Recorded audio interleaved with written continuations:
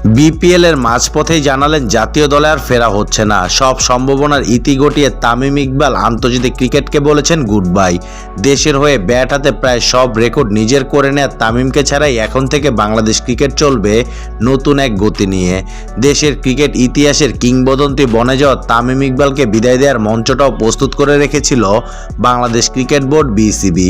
পূর্ব ঘোষণা অনুযায়ী বিপিএল এর ফাইনালের দিনে মূল পুরস্কার বিতরণের আগে তামিমকে তাই বিশেষ সংবর্ধনা জানালো বিসিবি। শুরুতে জায়ান্ট স্ক্রিনে দেখানো হয় তামিম ইকবালকে নিয়ে তৈরি করা বিশেষ ভিডিও। সেখানে দেশসেরা এই ওপেনারকে নিয়ে কথা বলেছে জাতীয় দলের সতীর্থ জাকির হোসেন, তানজিম হোসেন, সাকিব, ইয়াসির আলী চৌধুরী, রাব্বির মতো তরুণ তারকারা।